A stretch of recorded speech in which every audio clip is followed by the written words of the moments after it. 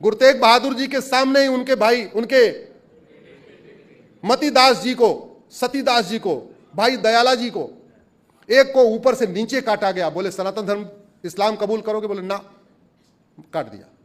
दूसरे को रुई से लपेट के जलाया गया।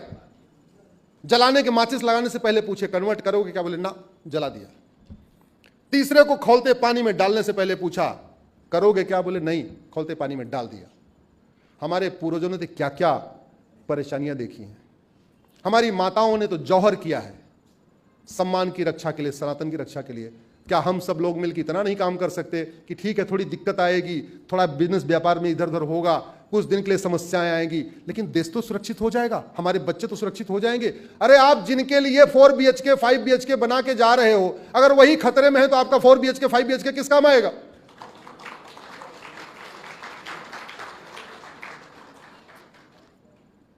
नाइनटीन 47 में जब मैं इंजीनियरिंग छोड़ा, मैं वकालत करने आया, तो मुझे सबसे पहले भगवान की शायद कृपा थी, मैंने राम जेठमलानी जी का चैम्बर ज्वाइन किया। क्रिमिनल के बहुत बड़े वकील, नाम सुना होगा शायद आप लोगों ने। उनसे एक दिन मैंने पूछा, हमने कहा सर कब पता चला कि आपको भागना पड़ेगा?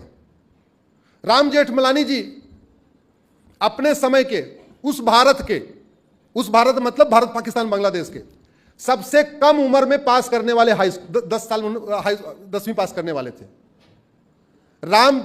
भारत में लोगों को पता ही नहीं है कि राम जेठमलानी जी ने 14 साल की उम्र में 10वीं पास किया था और टॉप किया था। और पूरी दुनिया में सबसे कम उम्र के वकील वही हैं। 17 साल में लॉ कंप्लीट करने वाले हमारे गुरु स्वर्गीय राम जेठमलानी जी हैं। उस समय वकालत करने के लिए मिनिमम उम्र 18 साल थी, तो लॉ कर लिए। बोले 1 साल बैठूंगा नहीं, उन्होंने केस डाल दिया। बोले लॉ किया है, हमको प्रैक्टिस करने की छूट दिया जाए। तो पूरी दुनिया में सबसे पहली बार कोर्ट के जरिए वकालत शुरू करने वाले राम जेठमलानी हैं। मैंने उनसे पूछा, हमने कहा सर कब पता चला कि जाना पड़ेगा? बोले बेटा तुम्हें अगर 24 घंटे पता चल जाए कि भागना पड़ेगा तो क्या क्या करोगे? हमने कहा सर जमीन जायदाद का सौदा तय कर लूंगा, जितना मैक्सिमम होगा बयाना वाना ले लूंगा और सोना चांदी ले लूंगा और बैठ जाऊंगा। बोले बेटा मैं तो 10 रुपए लेके भागा था।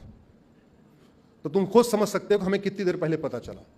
बोले उस समय पता चलना तो छोड़ो, जो जहां था वो वहीं से भागा, जो स्कूल गया था स्कूल से भागा, जो खेत में था वो खेत से भागा।